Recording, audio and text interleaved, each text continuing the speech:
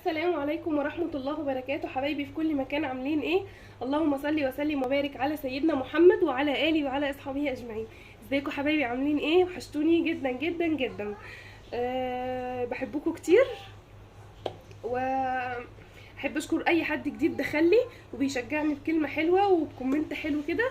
ربنا يخليكم ليا يا رب، ودايما مع بعض كده مكملين ان شاء الله. النهارده بقى هنعمل حاجه سهله وسريعه كده عشان الحر، برضو احنا متفقين كده الجو حر مش عايزين نقف في المطبخ كتير. حاجه سهله وسريعه. النهارده هنعمل ايه؟ صنف كبده حلو كده بالخضار، طعمه حلو جدا، وبرضو وجبه كده على بعضها. ممكن تعمليها بقى سندوتشات بالطحينه، تعملي جنبها شويه مكرونه، بتبقى حلوه قوي. عندي هنا نص كيلو من الكبده متقطعه قطع كده مكعبات صغيره، مش كبيره قوي يعني، لا كبيره قوي ولا صغيره قوي. تمام. انا سايباها في المصفى كده عشان تصفي ايه لو فيها دم، العصاره بتاعتها الحاجات دي تنزل. تمام. عندي هنا قرنين فلفل رومي، عايزه حامي حطي، عايزه الوان حطي. انا حاطه الرومي. عندي نص عصير ليمونه، نص واحده بس. بصلتين كبار كده متقطعين جوانح او جوليان. عندي هنا بطاطستين 2 عدد بطاطس يا جماعه 2 عدد بطاطس مخرطاها مكعبات كده بالشكل العادي خالص، ومحمراها في الزيت بالطريقه العاديه خالص، ما فيهاش اي حاجه. تمام. بس في اسهل من كده، هي دي بس المكونات، ولا اكتر ولا اقل. عندي هنا الملح طبعا والكمون والكزبره الاساسي في الكبده، ومعلقه من البهارات بتاعتنا الحلوه اللي احنا عاملينها، مش هنستغنى عنها في اكلنا. وايه تاني؟ اللهم صل على، نسيت التوم، اهم حاجه. استنوا ما اجيب التوم. طبعا يا حبايبي معلقه التوم، الكبده يعني توم، حتى لو هنعمل معاها خضار او اي حاجه لازم يبقى معاها توم، بيعلي التست بتاعها وبيخليه جبار. نقول بسم الله ونسمي الله ونشوف هنبتدي نعمل ايه. انا حاطه طاسه على النار تسخن وفيها معلقه سمنه. الوصفه دي عايزه لها سمنه، عايزه زيت حطي، بس لو معلقه سمنه بلدي كده حلوه هتخلي الطعم بتاع الكبده نار. نروح على البوتاجاز ونسمي الله ونشوف هنبتدي ازاي. بصوا حبايبي، انا عندي طاسه هنا او جريل، اي حاجه اللي تحبيه، طاسه المونيا، صينيه، اي حاجه على النار، وحاطه فيها معلقه سمنه زي ما قلت لكم، معلقه سمنه حلوه كده. تمام. هوزعها كده في بقيه الجريل هعلي عليها النار واقول بسم الله وانزل فيها بالكبده بتاعتي. بس كده. هو انتوا عارفين الكبده ما بتستحملش، انا عايزه بس اديها ايه صدمه كده عشان خاطر ما تنزلش الميه دلوقتي بتاعتها الا لما انزل الخضار عليها. النار بتاعتي عاليه طبعا بقى، طرطشه وكده. بسم الله.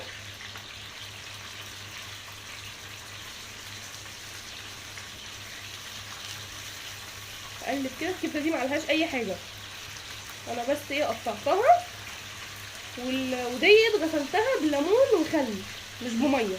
دي الكبده البلدي دي غسلتها بالليمون وخل بس، عشان مش عايزه الفايده بتاعتها تنزل ولا اي حاجه. بس كده تاخد صدمه كده من جميع الاتجاهات وتلون كلها، ونرجع مع بعض تاني. لو وصلتي هنا الفيديو متنسيش تحطي لي لايك وتشتركي في القناه عشان يوصلك كل جديد. بصوا حبايبي، الكبده خلاص غيرت اللون بتاعها خالص. ده السمنه اللي انا حطاها لسه ما نزلتش ميه ولا اي حاجه. تمام.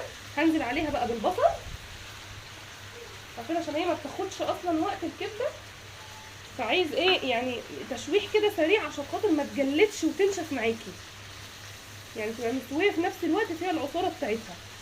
بسم الله. اللي وقع ده ملناش دعوه بيه تمام كده. انا حطيت بهارات ولا حطيت اي حاجه، انا بشوح كده كله الاول في بعضه. بصوا شكلها تحفه. برضو 5 دقايق، هي اصلا كلها على بعض هتاخد ايه ربع ساعه. 5 دقايق تتشوح، 5 دقايق للبصل، 5 دقايق للفلفل والبطاطس، وخلاص على كده شكرا. ما بتاخدش اكتر من كده. 5 دقايق وارجع لكم تاني. بس قبل ما اروح عايزه كده بس احط لكم ايه ثانيه واحده، نسيت اقولها في المقادير. هحط ايه؟ نص معلقه كده فلفل اسود، بيبقى حلو مع النوع الكبده دي، مش اي كبده بيبقى الفلفل الاسود حلو معاه. انا هحط الفلفل الاسود بس، اما الكزبره والكمون مش هحطهم دلوقتي. ابتدت الريحه تطلع عليا، الريحه تحفه زي الفل. 5 دقايق ونرجع مع بعض تاني، يكون البصل دبل شويه. استنوا. بصوا حبايبي كده خلاص 5 دقايق كده زي ما شايفين البصل كده ايه دبل، مش راح خالص، دبل خالص كده اهو. هنزل عليه بالفلفل. عايزه تحطي الوان ماشي، عايزه تحطي حامي ماشي. هو يستحسن تحطي الفلفل حامي بيدي تست حلو، بس انا عشان خاطر عندي العيال محرمين عني ايه الشطه، لو فيها شطه مش هياكلوا. احنا طبعا ايه ما نقدرش على زعلهم. كده زي الفل. بصوا شكلها ولا ريحتها، انا مش حاطه عليها اي حاجه، شويه فلفل اسود. بصوا المنظر عامل ازاي، يعني إيه طاسه جباره. هبتدي دلوقتي بقى انزل بالبهارات بتاعتي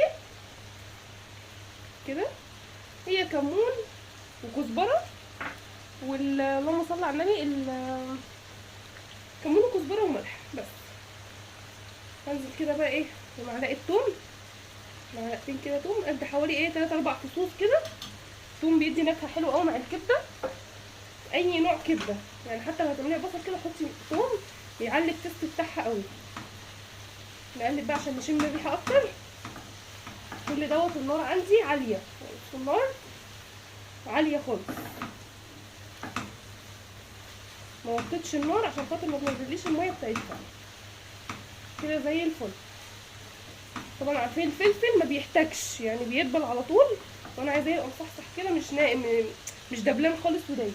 هنزل بقى دلوقتي بالبطاطس. طب انا ليه حمرت البطاطس؟ انا كان ممكن احطها مسلوقه يعني اخرطها عادي مكعبات وتقعد، بس كانت هتاخد وقت اكتر على النار، وبعدين هتبقى عامله زي المطبوخه. لكن كده لما تبقى محمره تمام تبقى محتفظه ايه بالشكل بتاعها. هنزل كده بقى بالبطاطس. ليه بقى؟ عشان خاطر الم كل الجوس اللي نزل من الكبده ده كده، وتتشربوا البطاطس وتطرى معايا كده حاجه بسيطه. بصوا حاجه كده تحفه، ان شاء الله تجربوها وتعجبكم. اللي ما بيحبش الكبده هيحبها بالطريقه دي. طبعا هستنى كومنتاتكم الحلوه وتقولوا لي رايكم فيها بصراحه. بسم الله. انا كده خلاص يعتبر الوصفه بتاعتي خلصت وزي الفل. هعمل ايه دلوقتي؟ هخلي النار وسط، هوطي كده النار عليها لمده 5 دقايق كمان. هي طبعا الكبده البطاطس مستويه، الفلفل بصوا داب والبصل خالص. بصوا بقى المنظر بتاعه عامل ازاي، كله بس يشرب من بعضه، وبعد كده نقدم الطبق.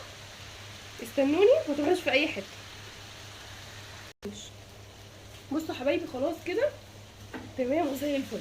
بصوا المنظر تحفه. اخر حاجه بقى هحطها عصير نص الليمونه، بيدي تيست حلو قوي معاها وبيدي طعم حلو قوي. نص ليمونه بس كده مش اكتر على الكميه دي. تمام كده خلاص. هقفل كده